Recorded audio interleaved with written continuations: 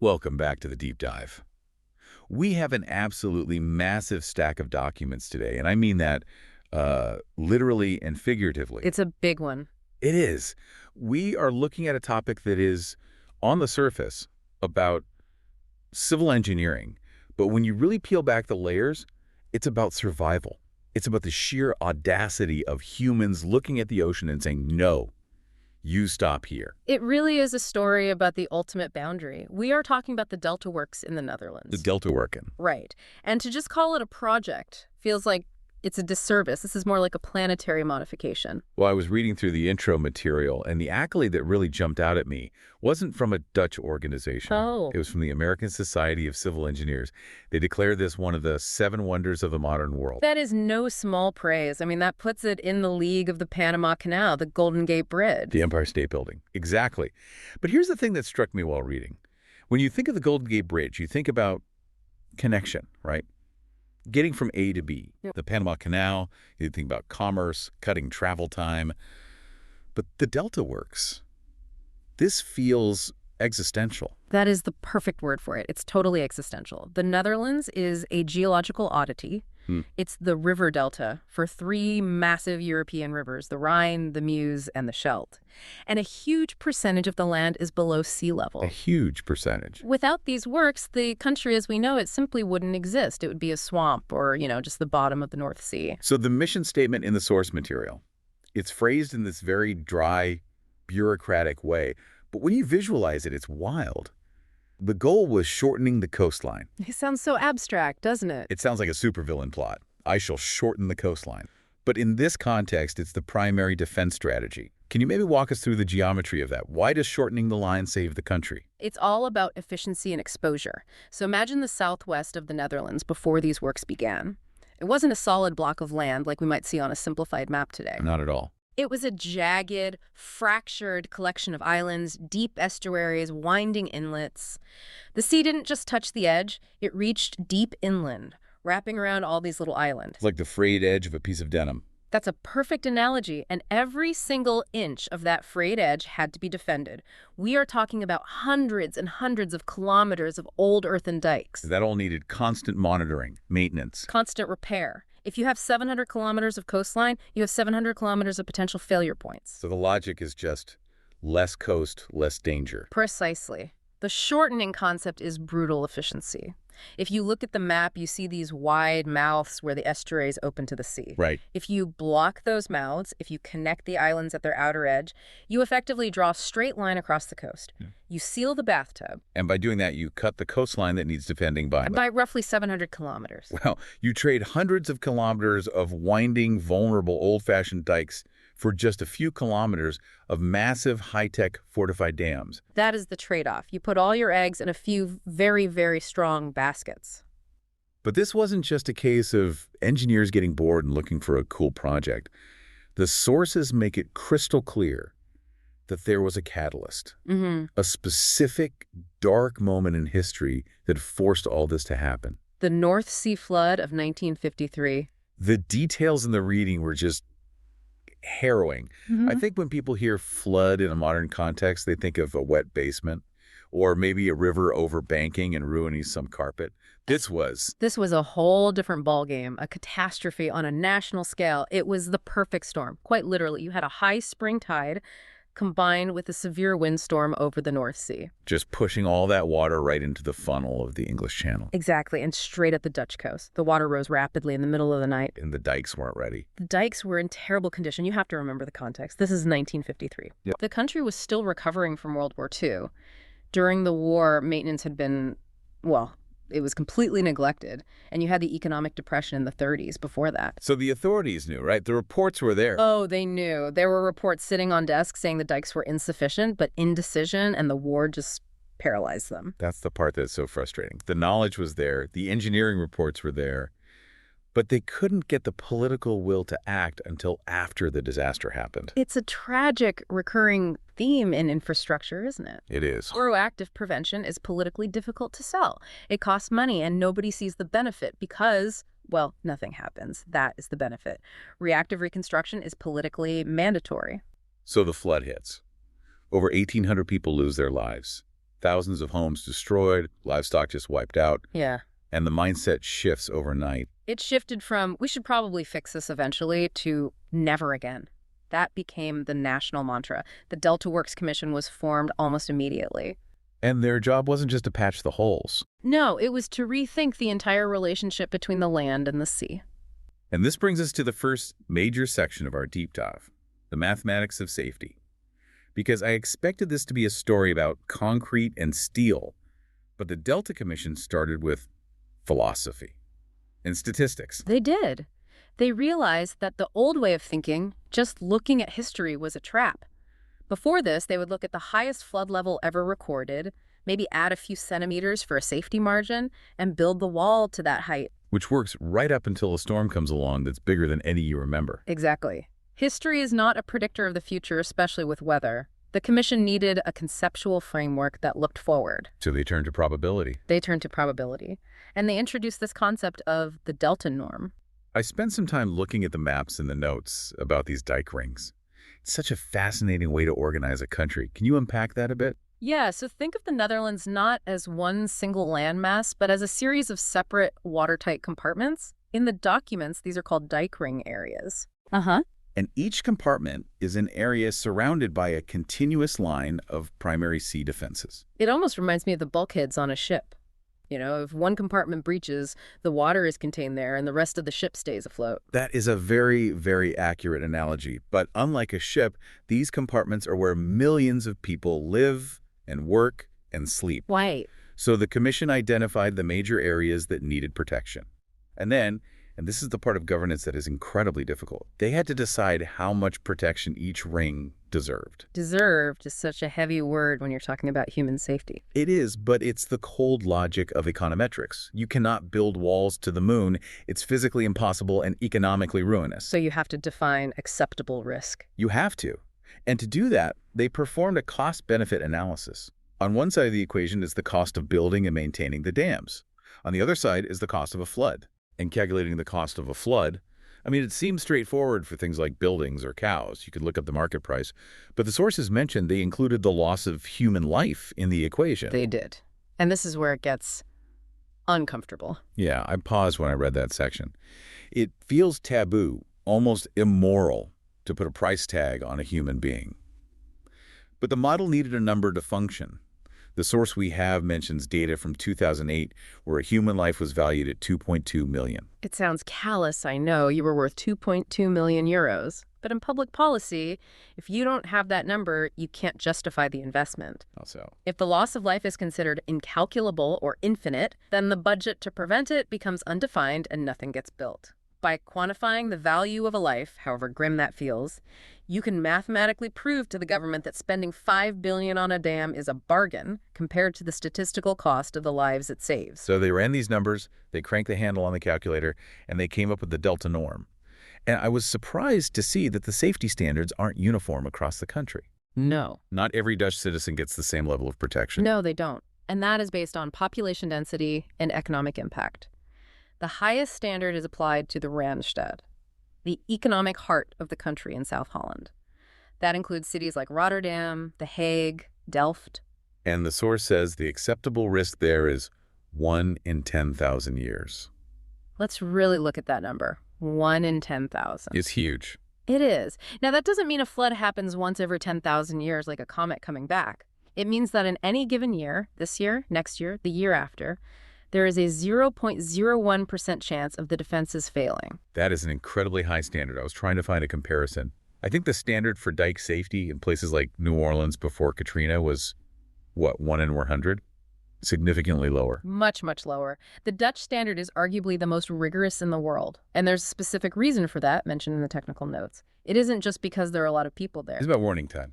It's about warning time? Exactly. If you're dealing with a river flood, say the Mississippi or the Rhine further upstream, you can see the water rising days in advance. You can pack your car, you can evacuate. You have time. But a storm surge from the North Sea can develop in a matter of hours. You cannot evacuate 4 million people from the Randstad overnight. It is impossible. There is nowhere to go, and the roads would gridlock instantly. If the dikes fail in South Holland, the result is mass casualties. It would be the end of the nation as a functioning state. So the walls must be practically invincible.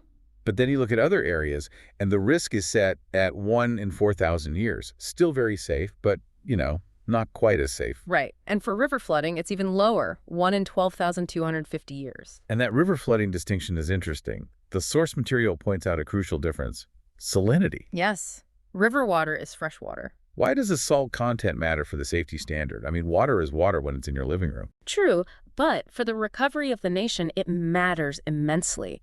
If you flood a farm with fresh water, it dries out, and maybe you lose a season of crops, but next year you can plant again. Okay. If you flood that same farm with North Sea salt water, you have salted the earth. The soil chemistry is destroyed.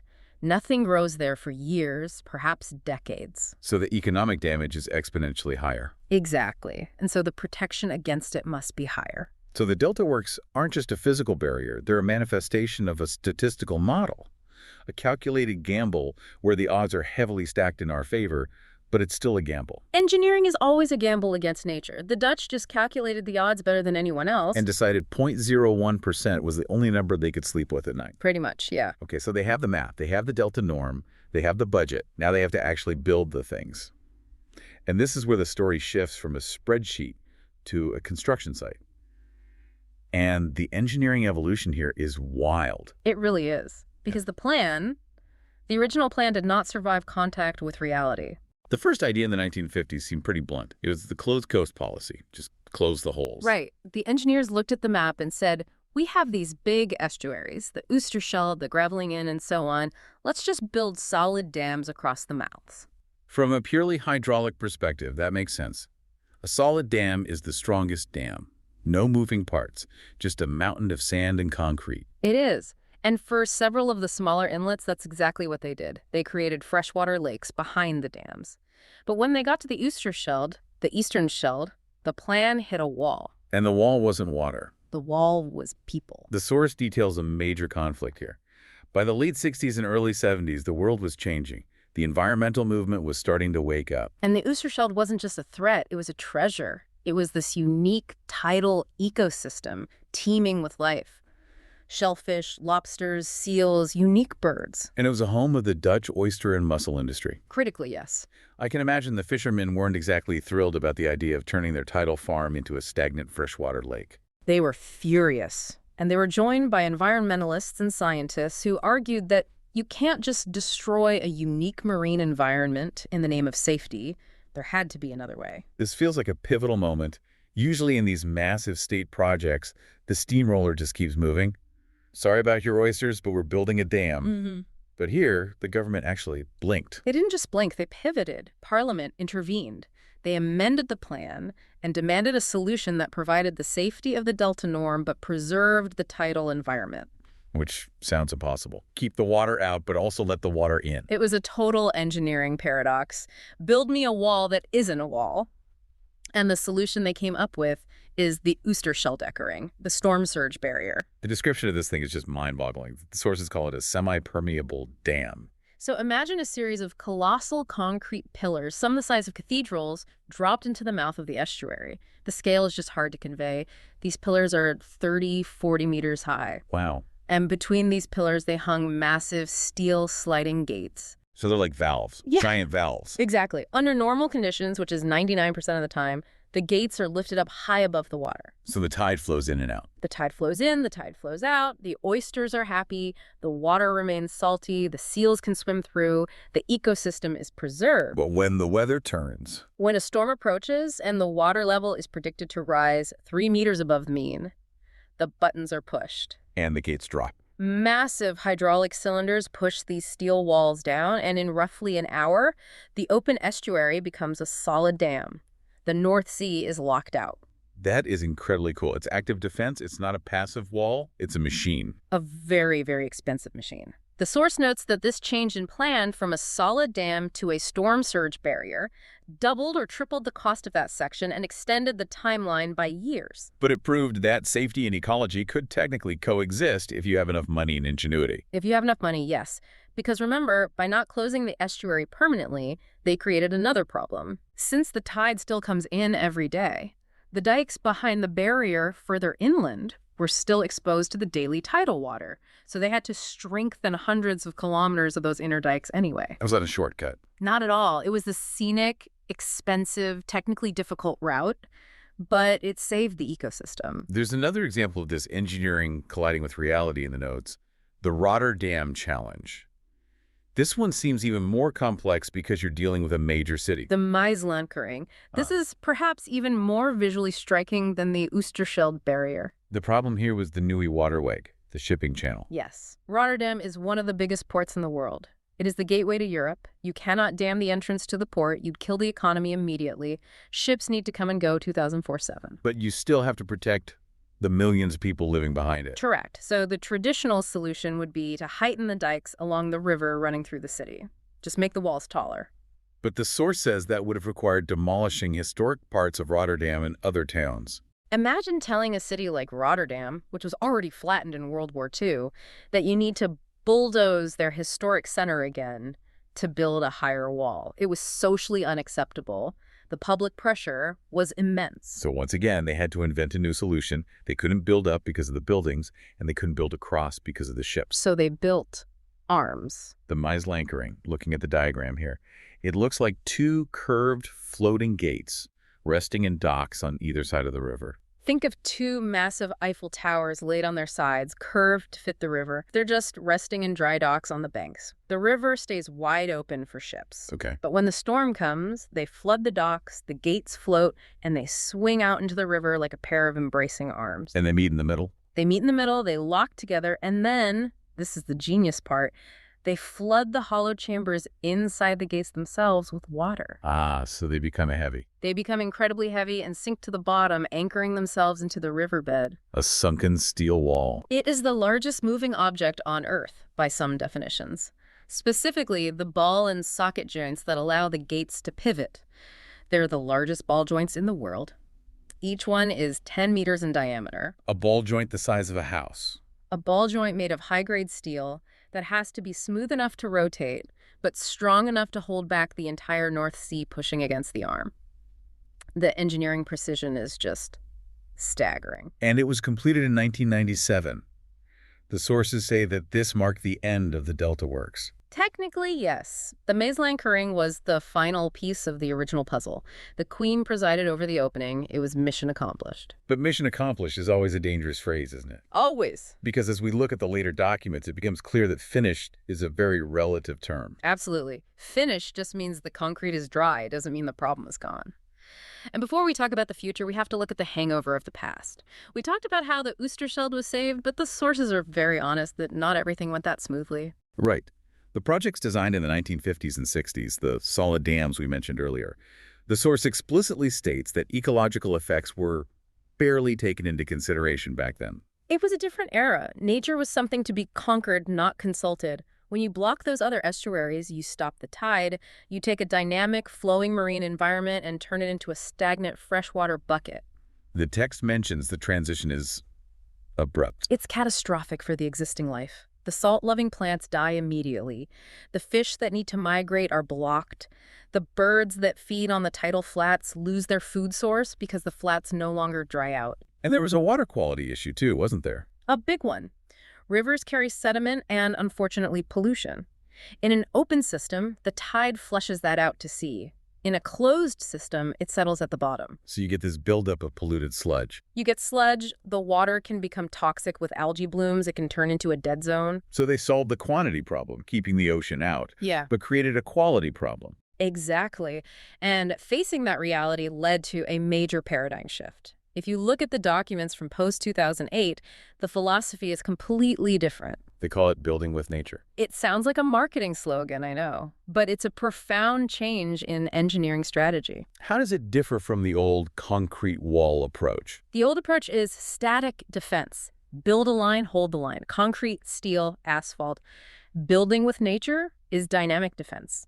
It recognizes that nature is a force you can actually leverage. The example that really stood out to me was room for the river. This is a fascinating program. For centuries, the Dutch strategy for rivers was to squeeze them between higher and higher dikes to maximize farmland. The river became a narrow, fast-moving chute. Which means if it overflows, the water is moving fast and high, like putting your thumb over a hose. Right. Room for the river reverses that. They're actually moving dikes back, widening the riverbeds, lowering the floodplains. They're giving land back to the water. That seems so counterintuitive for a country that is famous for creating land. It's a radical shift. They are taking agricultural land and turning it into spillways or nature parks. The idea is, when the river floods, let it flood the park. It slows the water down, lowers the water level, and doesn't destroy anyone's home. It's almost like a pressure relief valve, but made of land. Precisely. It creates a buffer zone. It allows the water to be there without being a disaster. It's conceding space to gain safety. There was another example called sand nourishment or the sand motor. This is just brilliant in its simplicity. The coast is always eroding. The sea eats the sand.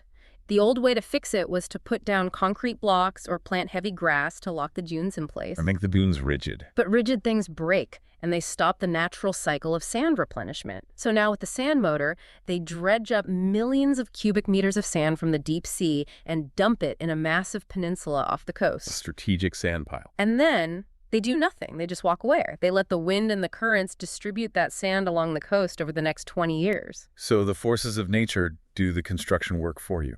Exactly. It keeps the dunes healthy and growing, which makes them a better, more resilient barrier than any concrete wall could be. It feels like a real maturity in engineering. Like, okay, we built the giant robot, but maybe we should also learn to dance.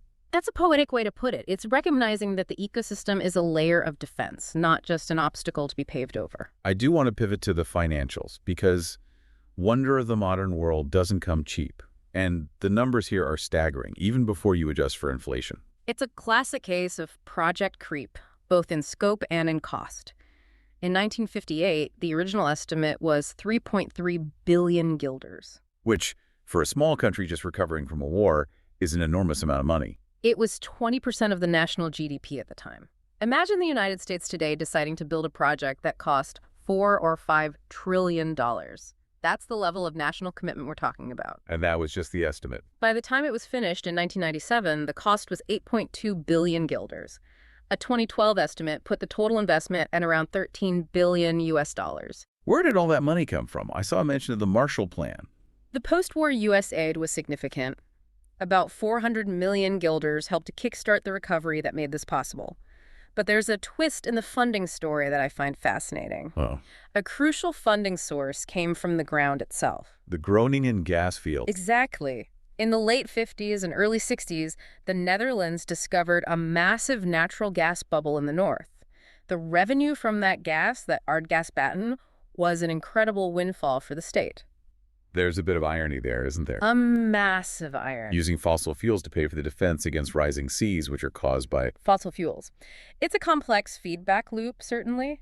We're using the proceeds of carbon extraction to defend against the consequences of carbon emissions. But without that gas revenue, it's hard to say if the project could have been executed at this scale and quality. The gas paid for the dams. So we have the barriers, we have the new philosophy, we have the bill paid, but the source material ends on a note that is anything but happily ever after. No, the story doesn't end. It just enters a more frightening chapter. The source material discusses the Delta Commission of 2008, the second commission. Right, this was the report looking not at the next 10 years, but at the next 2 centuries. And the numbers in that report are alarming. They highlighted that the original Delta works were built for the climate of the 20th century. But the climate of the 21st and 22nd centuries is a different beast. We're talking about sea level rise. The report advises the government to plan for a rise in the North Sea of 1.3 meters by the year 2100. And looking further out, to the year 2200, they modeled a rise of 4 meters. 4 meters. That's over 12 feet. 12 feet of vertical rise. That essentially negates the current dikes. If the sea rises 4 meters, the current Maaslakering, the Oosterschelde barrier, they'd be overwhelmed. They'd just be speed bumps. The report mentions a proposed spending of over $100 billion through the year 2100 just to keep up. It's an unending mortgage. You have to keep paying just to stay in the house. But there was one detail in that report that really gave me chills. It mentioned that they're even drawing up worst-case scenarios for evacuation. That stopped me in my tracks, too. We are talking about one of the most advanced nations on Earth, with the best water engineers in history, having a serious meeting about what if we lose? It highlights the limits of engineering. The Delta works are a triumph of human ingenuity, but they are not magic. They're physical barriers in a changing world. And even the Dutch are realizing that there might be a limit to how high you can build the wall. What if we have to leave? That is such an existential thought for a nation. It really reframes the whole story. We started by talking about this static wonder of the world, this Finnish monument, but it's actually a living, breathing struggle, a war that doesn't end. It makes that delta norm, that 1 in 10,000 number, feel less like a guarantee and more like a temporary truce. The Delta norm taught us that safety isn't a binary state, safe or unsafe. It's a statistic. And as the sea level rises, the denominator in that fraction gets smaller. Your 1 in 10,000 risk becomes 1 in 1,000, then 1 in 100. Unless you keep building higher. It really makes you wonder. The Netherlands is basically the laboratory for the rest of the world. In many ways, yes. As sea levels rise globally, coastal cities everywhere, New York, Jakarta, Shanghai, Miami, are looking at the Dutch model. They're hiring Dutch engineers. What that leads to the big question, the one that the source material leaves hanging in the air. We see the billions spent, the decades of work, the constant need for upgrades. Is this sustainable? That is the question. Is the Dutch model of fortress engineering really the blueprint for the future, or is it a warning? A warning that you can buy safety, but the price just keeps going up. And that eventually, the physics might just outweigh the economics.